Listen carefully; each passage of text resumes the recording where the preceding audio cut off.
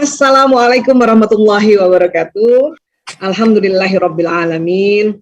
Wassalatu wassalamu ala asyrafil anbiya'i wa mursalin wa ala alihi wa sahbihi ajmain, amma ba'du. Hati-hati mengeluh, karena kadang-kadang kita makin berumur ini mengeluh.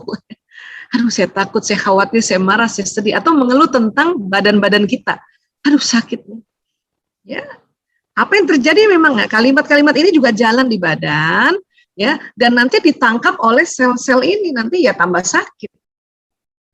Bahkan kalimat-kalimat ini akan menstimulasi hormon yang ada di atas ginjal kita, namanya kelenjar adrenal. Ini ada 2 nih. Nah, hormon ini, kelenjar ini mengeluarkan hormon stres. Hormon stres ini terkenal ada 3 serangkai ini, adrenalin, kortisol, dan norepinefrin. Sesungguhnya Allah yang ciptakan ini keluar untuk manusia untuk berjaga-jaga atau waspada. Hanya kalau terlalu sering mengeluh, oh ini tambah keluar nanti. Hormon itu nanti masuk pembuluh darah, masuk jantung, nah jantung memompa lagi seluruh tubuh. Nah, nanti sel-sel yang tubuh kita ini menerima informasi, ya dapat lagi hormon stres, udah deh mereka tambah berat kerjanya. Makanya kita diminta untuk berbaik sangka. Namun untungnya karena Allah Ta'ala yang menciptakan kita nih manusia, tahu persis bahwa manusia senang mengeluh atau sering curhat gitu ya, maka ada keajaiban.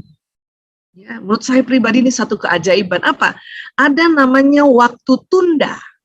Di mana apabila kita mengeluh 1-2 kali, itu belum jalan di badan. Inilah kesempatan kalau kita misalnya sharing gitu ya, bahwa aduh ya lututku sakit banget, ada 1 kali aja udah ya, karena kalau sudah 3 kali dan seterusnya itu jalan di badan, makanya nanti pesannya jalan lagi sampai lagi ke lutut, nah lutut tambah sakit nanti. Nah, ini yang penting kita tahu berulang-ulang agar kita ya mengurangi keluhan ya, saya kira nggak mungkin sama sekali tidak ya, karena memang diperbolehkan juga sih. Tapi ya nggak boleh sering-sering gitu, ya cepet-cepet move on, cepet-cepet istighfar, karena pada saat kita istighfar, astagfirullahaladzim, istighfar itu jalan lagi di sistem saraf ini. Organ pertama yang penting sekali kita perhatikan adalah sel otot jantung. Ya, rupanya ini sel otot jantung ini, dia ya sampai usia kita 40 tahun itu sel-sel ototnya ini masih sehat ya. Ya, masih mampu bertahan hingga 40 tahun. Nah, mulai 40 tahun, nah ini ada hal-hal yang ada pergantian sel-selnya. Tapi ada juga antara yang mati dengan yang diganti agak kalah gitu. Karena apa? Karena pola makan kita, pola kehidupan kita, pola manajemen emosi ini mempengaruhi terhadap ya kondisi-kondisi sel otot jantung. Ya. Dan jantung ini bayangkan ya, ini deg-degannya luar biasa ini kan kalau kita ada hal-hal yang menakutkan, mengkhawatirkan, menyedihkan. Jadi sel otot di dinding jantung ini bertahan 40 tahun barulah sel-selnya berganti. Nah pada saat sel-sel yang berganti inilah terkadang percepatannya ini agak kalah dengan kondisi kita. Itulah diminta untuk mengurangi keluhan. Ya, agar apa? Agar itu tadi ya tidak membuat sel otot jantung ini berat untuk pergantiannya. Ya. Bu Aisyah, kalau jantung memompa darah itu berapa sih? Ini dia nih. Perharinya 5.500 liter. Ini udah luar biasa kerjanya nih, ajaib ini. Membawa darah yang isinya nutrisi, vitamin, mineral, dan tadi hormon-hormon. Kalau kita berbaik sangka pada badan kita, yang nanti masuk atau terpompa ini hormon yang bahagia. Hormon bahagia itu namanya dopamin. Di situ ada endorfinnya, narkotika alami yang bikin badan yang tadinya sakit jadi berkurang karena ada hormon endorfinnya itu. Ada serotoninnya dipompa oleh pompa darah ini sehingga badan tuh jadi ya very happy gitu. Ada oksitosin yang membuat penuh jatuh cinta lagi gitu ya. Apalagi jatuh cinta pada orang yang sama, pada suami, pada anak-anak, Masya Allah. Ya, nah, ini kerjanya luar biasa. Nah, Kemudian apa sih yang suka masalah yang orang bilang sakit jantung tuh gitu. Ini dia, ini ada namanya pembuluh arteri ya koronaria atau pembuluh darah yang memberi makan si otot jantung ini. Dia ngasih makan. Ya. Nah, pembuluh darah ini sering tersumbat atau terhambat karena ada plak. Ya, ini kasih contoh di satu tempat ya. Nah, ini karena pola makan nih. Kolesterol berlebihan, dia ada plak sehingga darah yang jalan membawa nutrisi dan sebagainya terhambat. Akhirnya apa? Otot sekitar sini terjadi infak atau ya rusak. Inilah makanya terkadang ini yang sering jadi masalah ini. Kalau orang bilang sakit jantung mendadak infak miokard akut, nah itu ininya. Makanya ada teknologi dibuatlah balon arterial, ya, dimasukkan dulu pakai alat nanti, ya. Kemudian ini dipompa balonnya agar apa? Agar mendesak si plak-plaknya ini nih. Diharapkan nanti setelah itu pembuluh darah, ya darahnya jalan lagi yang lancar. Kayak gitu. Tapi tergantung kalau nanti udah dipakai balon, terus makannya juga masih berlemak juga, kolesterolnya nggak dijaga, ini muncul lagi. Karena ini kan ya cuma didorong saja. Bahkan ada teknologi terbaru pakai stent atau orang bilang cincin. Ya ini dia nih. Cincinnya segini nih, nggak kayak cincin kita yang di jari nih. Ya, dibawa dulu sama balon, dipompa dulu ya. Nanti pas balonnya diambil, nah cincinnya tinggal di sini. Ini dalam rangka mengganjel si plak-plak itu. Ya. Memang ini sudah insya Allah membuat pembuluh darah lancar. Hanya kalau makan nggak diatur juga, nanti muncul lagi di tempat lain. Itulah makanya ada orang-orang yang menggunakan ring bisa lebih dari satu, karena ada muncul-muncul tempat lain. Ya. Nah, kalau misalnya masih muda, ya sumbatannya banyak, itu biasanya dipakai teknik bypass, operasi bypass. Diganti pembuluh darahnya ini, diambil dari pembuluh darah salah satu tubuh yang lain, terutama di bagian kaki biasanya. Ya. Alhamdulillah ya, Allah memberikan petunjuk juga pada ilmuwan-ilmuwan ini untuk bisa mengatasi seperti ini, ya, namanya angioplasti, ya, pakai stent atau cincin. Ya. Kemudian ya ada juga orang detak jantungnya yang berbeda-beda. Ini normal kan kayak gini nih, dup gitu ya, sekitar antara 80 kali atau 70 kali per menit ke 80. Kalau di bawahnya 70 yang disebut bradikardi yang agak lambat nih, 60 kali, 50 kali per menit. Tapi ada lagi tahikardi yang cepat, dudukan di atas 100 kali per menit. Ya, ini juga nanti yang dua ini adalah satu detak jantung ya atau irama jantung yang sebetulnya sudah ya di luar normal gitu. Ini kerja keras ini kalau tahikardi. Kalau kita tekan tuh ya. Terkadang munculnya ini karena itu tadi hormon stres tadi yang keluar banyak sekali sehingga itulah makanya mengapa kita diminta untuk tenang dulu, duduk, tarik nafas panjang, ya, kita istighfar, istirja, tenangkan supaya diharapkan ini bisa kembali ke normal lagi. Gitu. Ya, nah ini yang kita perlu tahu juga kondisi di dalam jantung kita. Kemudian lever, Masya Allah ini sel lever ini 10 hingga 16 bulan tuh sel-selnya berganti, betulnya. Ya. Ini harus dijaga ya untuk tidak terkena virus. Makanya kan ada tuh namanya hepatitis A, hepatitis B, hepatitis C, nah itu beda-beda tuh virusnya tuh. Ya, nah sel-sel di lever ini kurang lebih kayak seperti ini. Ini hanya untuk kita lihat saja ya. Mungkin kalau teman-teman sejawat dokter atau yang bekerja di kesehatan dia akan belajar lebih dalam lagi karena ini fungsinya luar biasa sel-sel seperti ini. Ya. Jadi kalau kita lihat lever itu ya bentuknya segitiga seperti ini. Ada lobus yang kiri, ada lobus yang kanan. Ya. Nah, ini ada saluran-salurannya di sini. Gitu. Ya. Kemudian di belakang lever itu ada pankreas. Nah, ini dia 1 tahun nih, per 1 tahun dia ganti sel. Ya, nah pankreas inilah yang menghasilkan insulin. Buat orang-orang yang secara genetik beresiko tinggi adanya diabetes mellitus, itu berarti sel di pankreasnya tentu ya ada gangguan atau produksi insulinnya ada gangguan. Sehingga harus ya diet makanan, olahraga harus teratur supaya gula yang masuk ke dalam tubuh itu bisa langsung dipakai. Kalau enggak nanti dia kemana-mana. Kalau gula berlebihan ke sel-sel tubuh, sel-sel tubuhnya nanti terganggu dan akhirnya rusak. Ya. Kemudian ginjal dan vesika urinaria. Inilah ginjal, ya Insya Allah nih ginjal. Tadi kita belajar yang di atas ginjal tadi ya, kelenjar adrenal. Ini 2. Nanti dia kaitannya sama vesika urinaria atau kantong kencing gitu ya. Dan teman-teman ya Insya Allah nih kita akan juga mengalaminya.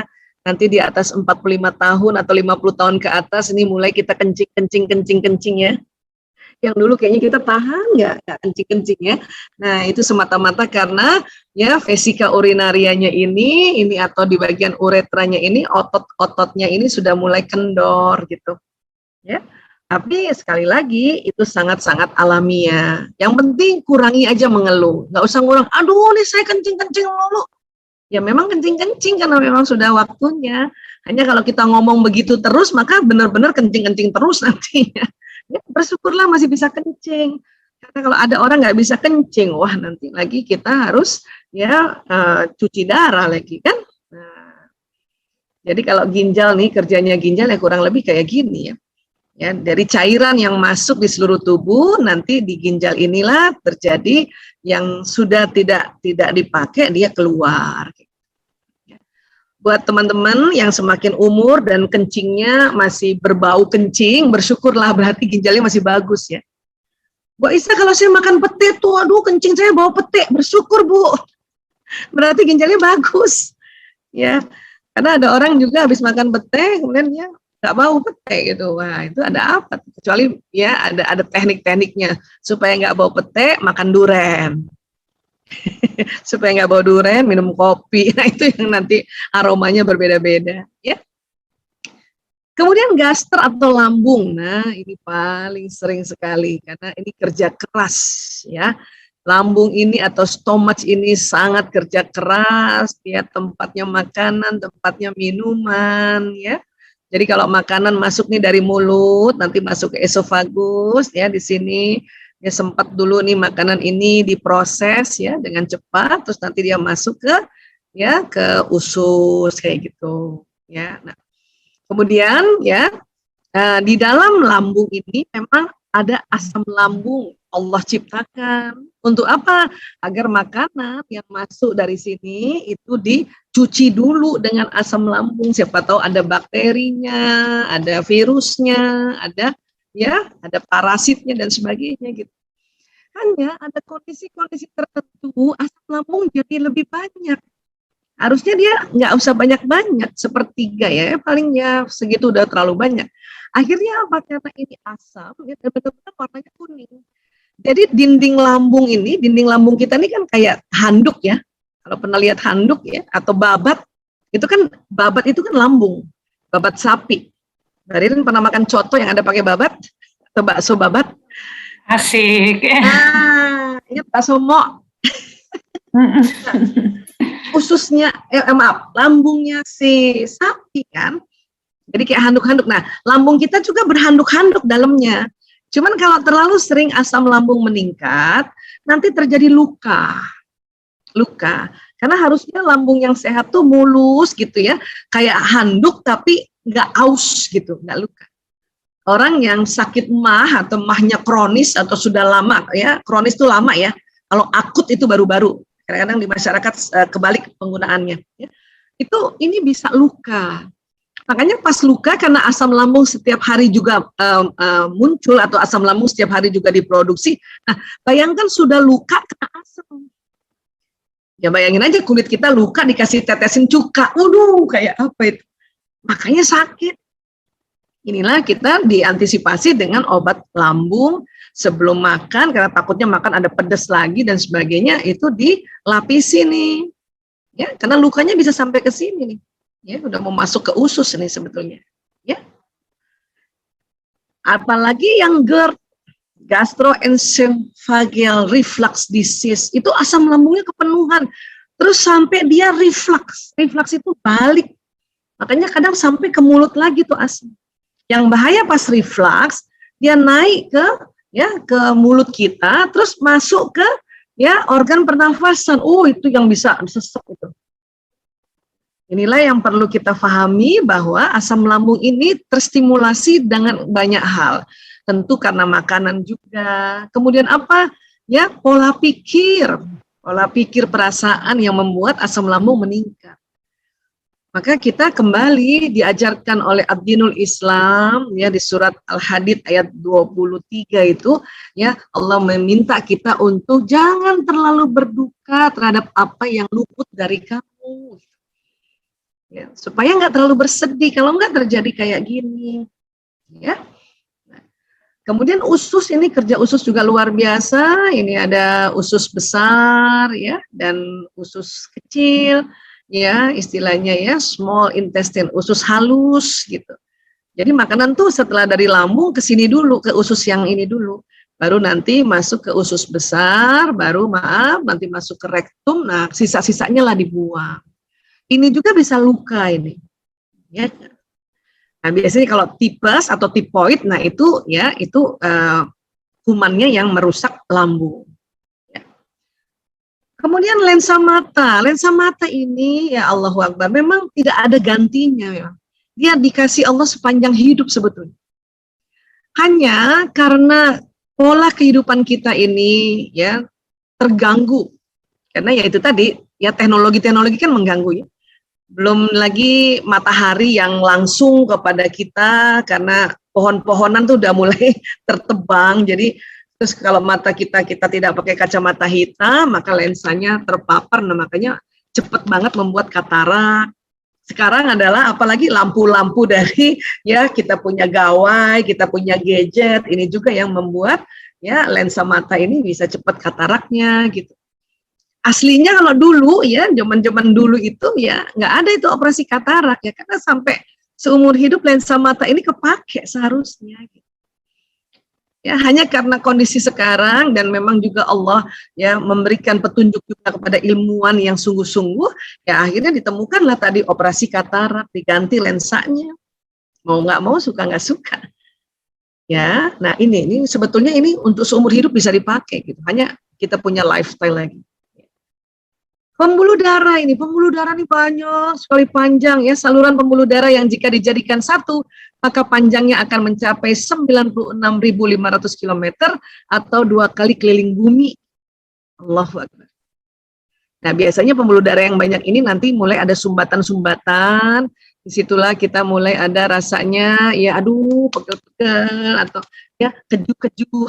Apa pegel itu bisa dari pembuluh darah, bisa juga dari pembuluh sarafnya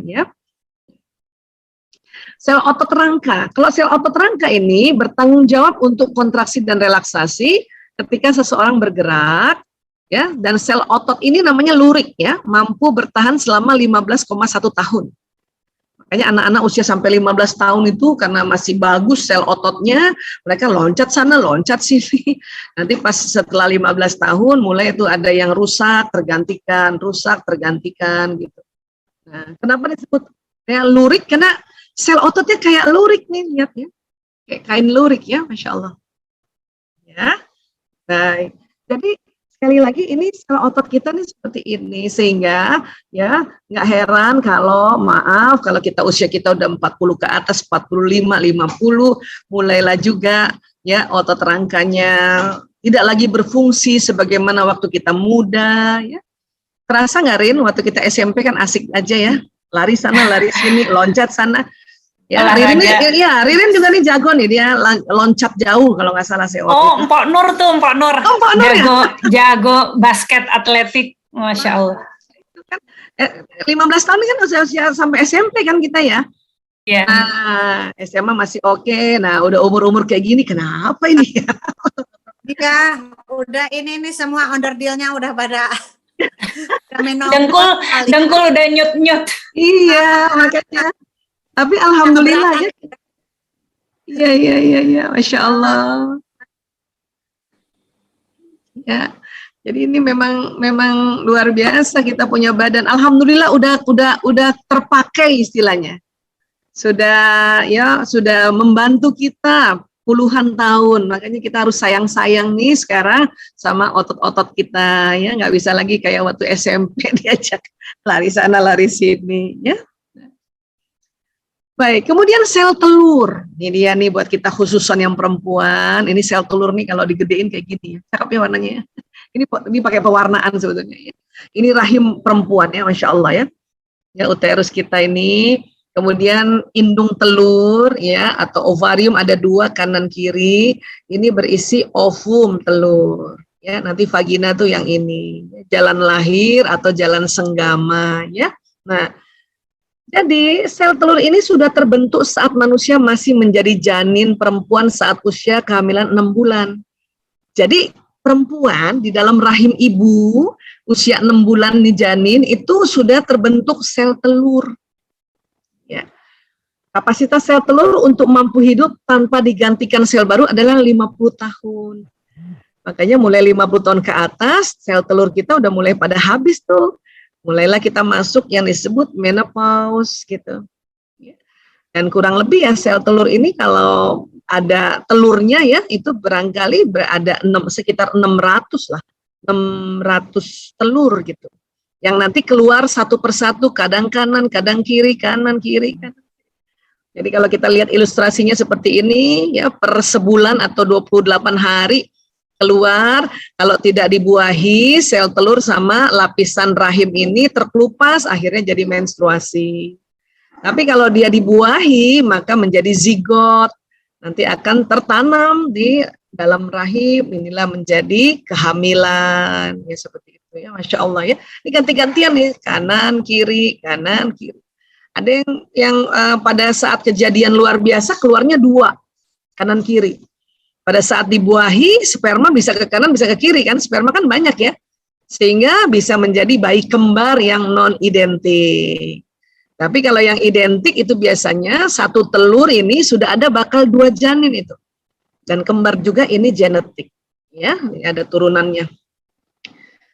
Kemudian kita juga harus tahu hormon kita yang namanya estrogen, ini lihat ya, setelah 10 tahun nih, apalagi anak sekarang ya, mensnya kan 10 tahun ya. Naik tuh estrogen kita nih, ya sampai usia-usia topnya nih 20 sampai 30-an lah.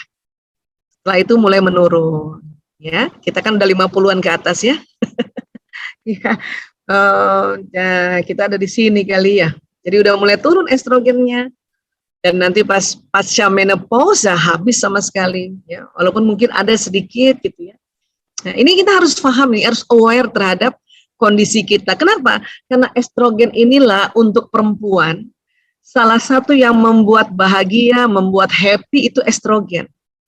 Di luar tadi hormon dopamin, endorfin, serotonin, oksitosin, perempuan itu yang bikin happy itu estrogen sebetulnya. Jadi terbayang nggak pada saat usia kita semakin menurun, estrogennya kurang, jadi terkadang kita mudah tersinggung. Udah mulai belum? Sudah mulai tersinggung. Ya, yang tadinya sih waktu umur-umur segini mau strong, ya. Apalagi estrogen ini hormon ratu, wis dominan. It's okay, nggak apa-apa gitu kan. Nah, tapi itu tadi sudah umur sekian ini kita harus sadar, ya, kita harus aware dengan bahwa estrogen memang menurun, ya. Kalau laki-laki sama testosteronnya nih, apalagi usia-usia balik sekarang, 10 tahun udah mulai, ya sudah bisa ya mimpi basah. The top-topnya juga 20 sampai 30-an ini, ya. Nah, bedanya testosteron pada laki-laki tidak habis, memang berkurang. Bahkan dikatakan ilustrasinya di sini sampai umur 100 tahun pun testosteron pria nggak habis. Inilah yang membuat laki-laki mau 70 tahun, 80 tahun kemudian ya menikah dengan perempuan yang masih produktif, kemungkinan punya anak masih tinggi. Karena testosteron ini yang menghasilkan sperma. Nah, sperma ini kan pada saat ya walaupun 70 tahun usianya tetap masuk ke dalam rahim seorang perempuan atau rahim istrinya. Yang penting perempuannya itu masih masa subur. Jadi telur nanti dibuahi oleh si sperma ini. Bayangkan sekali masuk pada saat hubungan intim suami istri itu antara 200 juta sampai 500 juta sperma.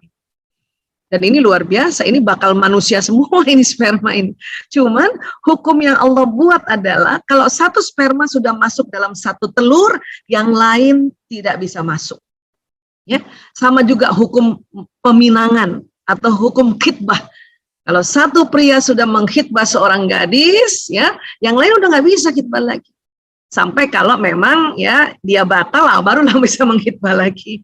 Itu hukumnya. Di dalam rahim juga begitu, Masya Allah. Ya, jadi ini sekali lagi, setiap anak yang lahir dari rahim seorang ibu itu adalah the winner, sang juara. Kenapa? Karena perlombaan dari antara 200 juta sampai 500 juta sperma. Ya, dan itu pasti yang terbaik saat itu. Untuk itulah kita dilarang membanding-bandingkan anak dengan siapapun. Bahkan dengan diri kita sendiri. Bunda dulu begini. Oh, itu anak paling gak suka tuh. Ya, sebetulnya senang aja anak dengar cerita waktu kita muda. Yang penting gak dibandingkan sama. Tapi kamu, itu gak suka mereka. Karena memang secara ya fitrah ini mereka the winner. Tapi dengan pertandingan saat itu, bukan dengan sperma pada saat penciptaan kakaknya sekalipun atau adiknya lagi nanti sekalipun. Apalagi temannya dibandingin temannya, oh gak mau deh. Ya, jadi hati-hati dalam memotivasi. Oke? Ya. Nah, jadi ya saya harus perkuat lagi bahwa hormon-hormon ini sebetulnya ada. Ini kan estrogen terkenal hormon ratu ya, hormon perempuan. Dia ada di wanita dan ada juga di pria. Hanya di wanita memang banyak. Kalau misalnya dianggap ini oli atau air ya, katakanlah 100 liter nih estrogen. Wanita bisa 80 liter sampai 90 liter estrogennya. Pria ya ada estrogennya, hormon perempuan ada pada pria, cuma 10 sampai 20 liter. Dan kalau kita kenal lagi hormon laki-laki namanya testosteron, ya itu di perempuan juga ada testosteron, cuma perempuan lebih sedikit, mungkin dia yang 10 liter, 20 liter, yang laki-laki yang banyak, 80 liter, 90 liter. Gitu. Jadi kita punya. Pada saat laki-laki usia 50 tahun ke atas atau 60 tahunan ke atas, ya, ini hormon testosteron mereka kan berkurang, sehingga mereka menjadi tidak terlalu agresif lagi, serta menjadi lebih bersifat mendidik ini. Jadi laki-laki 30-an sampai 40 kan testosteronnya banyak nih. Makin lama kan makin turun, ya, walaupun dia tetap lebih banyak dibanding si estrogen. Tapi estrogen atau hormon perempuan pada laki-laki nggak kurang. Inilah makanya laki-laki di 50-an ke atas, ya dia mulai tidak terlalu agresif. Dan seneng ngajarin. Ya, seneng ngajarin. Ngajarin. Bahkan istrinya diajarin. Walaupun istrinya udah tahu sebetulnya, tapi diajarin. Ya, ini harus tahu juga nih, harus ngerti juga. Kalau nggak berantem melulu nanti. Ya. Nah, jadi laki-laki mulai masuk usia paruh baya sudah dapat mengontrol emosi negatif karena testosteron tadi udah sedikit, ya, dan juga dapat membiarkan emosi negatifnya rilis dengan sendirinya. Ini buat para laki-laki ya, karena tadi testosteron itu kan agresif, testosteron ini yang mendominasi tuh, ya hormon raja itu, ya udah mulai sedikit ya. Bahan bakar yang menjalankan sirkuit otak laki-laki usia itu berubah. Lebih banyak pengaruh dari estrogen dan oksitosin. Estrogen hormon perempuan. Makanya laki-laki semakin tua semakin gagah. Kenapa? Karena ada estrogennya. Kita nggak bisa bilang semakin cantik karena tadi testosteron itu pun masih ada, semakin gagah. Coba perhatiin deh. Kok Nur perhatikan ya. Ya, Bang Sandi misalnya ya, semakin tua semakin ganteng loh. Ya. Bu Ririn, Mbak Ririn, suaminya semakin tua semakin ganteng. Mbak Marsha, suaminya udah di atas 50-an belum? Oh belum, jadi belum ganteng. Bu Isa suaminya udah hampir 60, semakin ganteng dia. Semakin ganteng, kenapa? Karena ada estrogen, ada hormon perempuannya itu yang nggak berkurang, itu ganteng. Semakin mau pakai baju yang lebih bagus, semakin gaya, semakin memperhatikan penampilan, dan juga semakin ingin ditemenin, semakin ingin dipeluk-peluk atau ya kalau emang dia nggak suka dipeluk ya dipijit-pijat, kalau tidur, itulah laki-laki. Ya, nah, dan juga semakin ya senang ngajarin, makanya dia cocok banget sama cucu-cucu. Ya, senang ngajarin karena yang mau denger ajarannya si bapak-bapak 50 tahun ke atas ini cucu. Kenapa? Karena istrinya mau diajarin, istrinya udah sering, udah berpuluh tahun. Anaknya mau diajarin udah pada gede, bahkan udah pada sekolah di luar negeri lah atau sekolah di tempat yang lain. Makanya pada saat bapak-bapak berusia 50 tahun ke atas, 55 dan sebagainya, kalau punya cucu itu cucunya itu yang nanti beruntung. Kenapa? Karena laki-laki semakin tua, apalagi yang levelnya memang CEO gitu kan di otaknya banyak sekali ilmu, banyak sekali pengalaman. Jadi cucunya yang beruntung. Itulah beberapa biografi orang-orang terkenal. Ya, itu ada bab tentang kakek, kenangan terhadap kakek. Karena kakeklah yang ngajarin ini itu. Walaupun memang nggak lama ya, nggak lama, tapi itu tadi. Ya. Sekarang perempuan, ya kita lihat nih, ya estrogennya tuh habis atau sangat turun dan hormon laki-lakinya kan tetap, ya kan? Jadi wanita sebaliknya pada masa premenopause dan setelah menopause tingkat hormon estrogen menurun hingga perbandingan hormon dalam tubuhnya berubah. Hormon testosteron menjadi lebih tinggi, karena itulah mengapa wanita pada usia 45-50 tahun ke atas tiba-tiba menjadi lebih tegas dan lebih percaya diri. Atau kalau saya bilang tuh lebih lagi jantan-jantannya nih ibu-ibu nih 45 tahun ke atas nih. Ya. Di sisi lain lagi jantan-jantannya senang ngurusin orang, senang berorganisasi dan sebagainya ya. Karena kan anaknya udah nggak gelendot sana, nggak gelendot sini. Kalau yang masih 20 sampai 35, anaknya masih gelendot sana, gelendot sini, ya udah tenang aja dulu. Nanti 45 tahun ke atas itu sudah mulai nanti akan mengurus orang lain ya. Walaupun sekarang pandemi ya, alhamdulillah juga bisa ngurus lewat dari rumah kan. Inilah, karena tadi estrogen kita kan berkurang, tapi hormon laki-laki kita tetap ada. Ya. Nah ini biasanya ya, mulai tumbuh rambut itu di pipi itu yang nggak ada cambangnya, akhirnya ada cambangnya sedikit, ada kumis-kumis tipis di ya, tempat kumis. Kalau yang dari awalnya sudah ada kumis, dia makin kuat, makin lebat kumisnya gitu ya. Cuman itu tadi di sisi lain ya, memang seneng ngurusin orang, tapi di sisi lain sel-sel tubuhnya sudah berkurang fungsinya. Sehingga kadang-kadang stres juga. Bahkan sempat bisa kena stroke ini. Apalagi kalau kita nggak aware terhadap kita punya emosi. Jadi dijaga baik-baik ya, karena memang ini lagi jantan-jantannya. Nah ini yang harus saling mengerti dengan suami. Karena apa? Karena suami lagi seneng-senengnya kepengen di rumah, si istri lagi seneng-senengnya pengen ngurusin orang lain. Ini. Kalau dulu suami di usia 30 tahun mungkin dia tinggalin si istri nggak masalah, tapi sekarang setiap mau kemana-mana sebetulnya kepengen ditemenin, apalagi yang wataknya memang introvert, yang bahasa kasihnya adalah waktu. Dia mau ditemenin terus. Kalau bapak-bapak yang ekstrovert yang sekitar ada 10% lah sampai 15% ya namanya juga ekstrovert, walaupun sudah umurnya 50 tahun ke atas masih aja suka jalan-jalan sendiri, nggak istrinya nggak ikut ya nggak masalah. Ya, karena memang berbeda bahasa kasihnya. Ya, nah ini perlu tahu nih. Masa premenopause, usia 45 tahun sampai 50, siklus estrogen, progesteron, dan testosteron tidak menentu. Minat pada hubungan intim berfluktuasi, lebih sering letih dan cemas, suasana perasaan berubah-ubah dan mudah kesal. Ya, jadi teman-teman yang premenopause ini harus ngerti ya. Jadi kalau semakin tahu malah semakin kita bisa ya jaga diri. Mawas diri ya atau aware tadi ya. Memang kulit jadi kering, keringetan, gatel badan gitu. Ini ya kita atasi aja dengan kita kasih lotion atau apapun yang kulit tuh senengnya yang golongan minyak zaitun atau lidah buaya gitu ya. Nah, minat utama saat ini adalah berhasil melalui hari demi hari serta mengatasi naik turunnya kondisi fisik dan emosi. Jadi di premenopause ini harus tahu juga nih ya, walaupun kita ini tadi kepengen ya ngurusin orang, tapi di sisi lain kita punya estrogen kan menurun nih, udah mulai menurun. Jadi mood ini atau kita punya feeling ini udah mulai berfluktuasi juga, ya naik turun nih.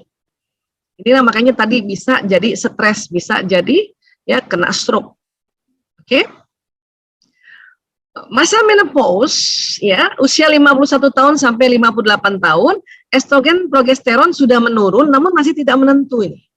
Nah, saya ada di sini nih di menopause nih. Ya. Minat pada hubungan intim juga masih berfluktuasi dan juga mudah letih dan cemas. Ya, saya juga termasuk mudah letih dan cemas. Hanya kita siasati dengan belajar memanage kita punya emosi. Ya, tapi tahu diri, nggak mau lagi pecicilan kayak waktu masih lebih muda. Ya, minat utama saat usia ini adalah meningkatkan kesejahteraan dan menghadapi tantangan-tantangan baru setiap hari. Jadi udah lewat satu hari aja udah seneng lagi, bismillah besok lagi satu hari. Nggak mau lagi berpikir nanti 1 tahun ke depan, 5 tahun ke depan, nggak gitu. Kalau dulu umur 20 sampai 35 tahun mau masih pikir 5 tahun ke depan harus gimana kita 10 tahun. Ya, hari ini udah lewat aja udah syukur gitu. Di usia-usia menopause nih. Ya. Kemudian ada lagi pasca menopause ya. Ini usia 59 tahun dan seterusnya. Di sini hormon kita sudah ya, walaupun rendah tapi sudah stabil dan badan sudah terbiasa. Sudah terbiasa. Lebih banyak merasakan ketenangan. Ya, apalagi ibadahnya tidak lagi terganggu oleh menstruasi. Gairah hidup baru bahkan hasrat seksual yang segar kembali. Buat teman-teman wanita yang 59 tahun dan seterusnya dan masih sehat, nggak ada kendala di rahimnya, tidak ada miom, tidak ada CA di dalam rahimnya, ini lihat, hasrat seksual yang segar kembali. Makanya disebut gairah pasca menopause. Ya. Jadi luar biasa, ini ada masa yang wah, hidup perempuan ini asik banget gitu. Tentu ditunjang dengan suaminya tentu ya. Kalau suaminya memang juga sehat ya, maka ya mereka menikmati dengan baik ya. Ya. Tapi sekali lagi ketenangan ini nih. Karena kita punya ibadah tidak lagi terputus-putus karena kita masa menstruasi. Ya. Minat utama saat usia ini melakukan apa yang ingin dilakukan dan mulai tidak minat untuk mengurus orang banyak. Ya, dia jadi umur 60 tahunan itu udah pokoknya alhamdulillah hari ini udah oke aja, nggak mau organisasi udah pasti mundur nih biasanya ya, walaupun masih senang memantau saja gitu ya.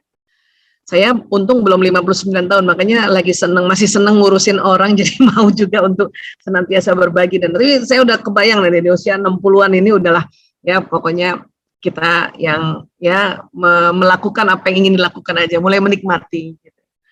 Ya paling nanti kalau ada cucu gitu ya. Tapi ingat nih, buat ibu-ibu muda yang masih punya ibu atau punya mertua, ya jangan titipin anak terlalu banyak di usia orang tua kita atau ibu kita yang sudah 59 tahun ke atas, udah nggak sanggup. Kalaupun titip ya sudah, ya titip juga asistennya atau babysitternya, karena ini udah memang secara fisik, secara emosi, secara hormonal ini memang ya udah nggak minat lagi ngurus orang banyak, walaupun senang punya cucu. Oke, ya. Kemudian sekali lagi ya, sedikit lagi ya, tubuh manusia kan ini tadi nih, yang badan seluler ini. Kita ya saat ini udah usia 45 tahun ke atas, harus senantiasa berterima kasih kepada sel-sel ini, pada organ-organ tubuh, karena dia telah menemani kita berpuluh tahun. Kalau kita berterima kasih, sel-sel tubuh ini happy, gembira. Makanya mereka semua kompak untuk ya bertahan hidup untuk seseorang yang menghargai atau berterima kasih. Ya. Kita lafazkan terima kasih ya Allah, alhamdulillah ya Allah, wahai sel-sel paruku terima kasih, jantungku, lambungku, ususku, ginjalku, limpaku, kakiku, lututku. Ini harus terima kasih. Ya, karena mereka senang banget kalau diajak bicara. Ya. Kemudian tubuh manusia selain badan seluler, saya pernah juga bahasnya di MT An-Nur ya, ada namanya gelombang atau namanya badan bioplasmik.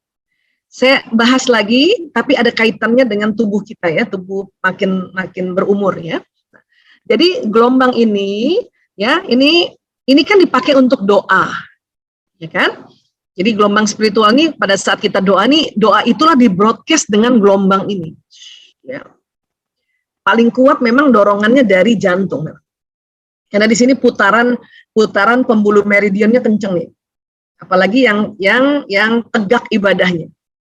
Ya, tegak sholatnya, saumnya, ya sedekahnya, ini kenceng banget. Makanya orang yang semakin rajin ibadah, semakin sinyalnya kenceng.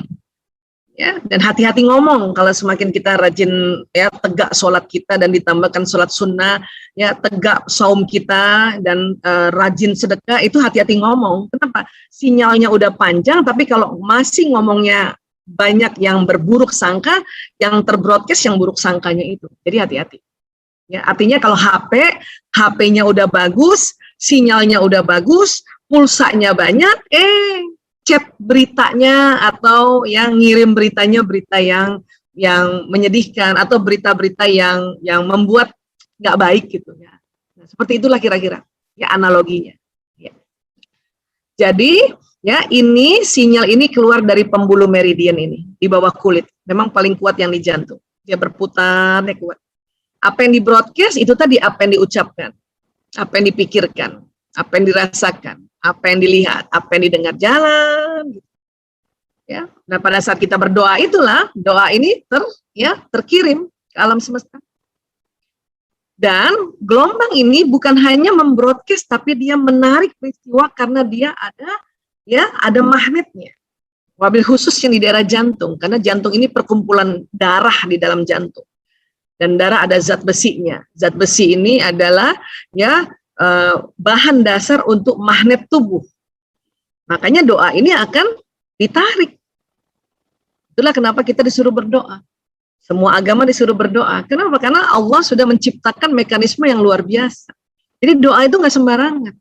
Doa itu bukan hal yang ya cuman doa aja, cuman sebagai kalimat-kalimat yang kayaknya jadi terlalu biasa. Doa ini luar biasa. Ya, Insya Allah. Nah, kemudian Rasulullah bersabda ya, ad-du'a'u silahul mu'minin. Doa itu senjata mukmin, wa imaduddin, tiang agama, wa nurus samawati wal ardh, serta cahaya langit-langit dan bumi. Makanya ternyata kalau doa itu senjata, jadi belum apa-apa kita udah dikasih senjata.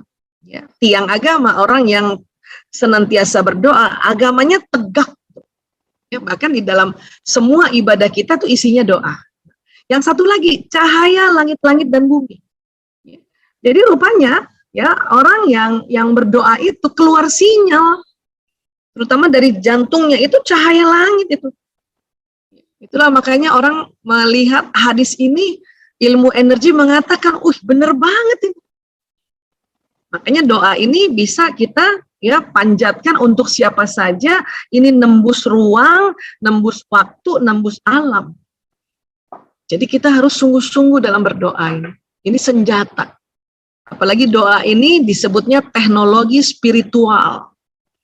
Ya. Nah, yang luar biasa adalah pada saat usia bertambah, sinyal ini makin panjang dibanding waktu masih usia muda. Kenapa begitu? Karena ibadah kita udah semakin banyak, bukan? Sholatnya semakin banyak, saumnya semakin banyak, ya kan? Sedekahnya semakin banyak. Kenapa? Karena ibadah itu yang membuka ya atau putaran dari pembuluh meridian ini. Katakanlah misalnya nih kita umur 55 gitu kan. Mulai sholatnya kan waktu umur 5 tahun. Berarti kan ada 50 tahun kita sholat. Walaupun mungkin ada berhenti-berhentinya buat yang perempuan. Tapi kan 50 tahun sholat, maka ya pembuluh meridian ini sudah semakin lancar. Makanya sinyalnya lebih panjang dibanding waktu kita masih lebih muda. Ya. Puasa juga begitu, kalau mulai puasanya 5 tahun dan sekarang umurnya 55, katakanlah berarti kan puasanya udah 50 kali setiap tahun. Puasa yang wajibnya itu, puasa Ramadan, belum lagi sunnahnya. Karena kita semakin tua, karena tidak terganggu dengan mens, makanya sholat kita semakin banyak, puasa kita semakin banyak. Apalagi sedekahnya, kencang nih, mantap. Itulah semakin usia kita, harusnya kita semakin bersyukur dan semakin gembira. Kenapa? Senjatanya semakin terasah, ya, agamanya semakin, tiang agamanya semakin tegak, dan cahaya nih yang menghantarkan pesan doa semakin panjang dan semakin afdol dia punya doa. Itulah doa restu orang tua, dan orang yang dituakan itu keren banget. Ya. Sinyal ini sendiri aja bisa membroadcast doa, apalagi kalau bareng-bareng kita doa. Tapi kan sekarang pada di rumah masing-masing, Bu Aisyah. Iya, tapi bicara sinyal ini kalau kita bicara sinyal, ya, ilmuwan-ilmuwan kuantum ini ya, fisika kuantum mengatakan kalau kita bicara sinyal itu ya, itu tidak terhalang dengan dinding. Nah, sinyal ini menembus ruang dan waktu. Sebagaimana sinyal Zoom kita ini dan YouTube ini. Ya, dari masing-masing dari rumah, bahkan dari negara antar negara. Itu buatan manusia loh, Zoom sama YouTube itu. Ya, apalagi ini yang buatan manusia, ya, yang ada di tubuh manusia ini ya ciptaan Allah. Masa nggak percaya sih bahwa ini semakin dahsyat gitu? Ya, oke. Jadi sekali lagi bersyukurlah usia kita semakin tua, semakin panjang sinyalnya, masya Allah. Ya, memang badan kasarnya melemah karena fungsinya juga sudah dipakai, sudah menemani kita puluhan tahun, tapi gelombang ini semakin panjang. Maka hati-hati dalam bicara, hati-hati bicara sama tubuh, karena tubuh ini sedih. Ya, aduh nih, ya sakit nih bokong aku. Aduh, satu kali oke. Lebih dari itu tubuh sedih karena tubuh dengar. Ya, kalau sel bisa ngomong, dia mau bilang apa coba? Kebangetan banget nih orang. Udah kita temenin puluhan tahun, masih aja ngeluh. Pengennya dia ngomong kayak gitu tuh. Untung dia nggak ngomong kayak gitu. Sebetulnya mau ngomong kayak gitu. Ya, jadi sekali lagi ya berterima kasih kita pada tubuh kita ya. Allahu Akbar, terima kasih ya Allah, dan sambutlah usia tua ini. Makanya dikatakan semakin menua semakin bahagia. Ya, tentunya harus tahu sedikit aja. Sudah tahu sedikit ini insya Allah semakin bahagia.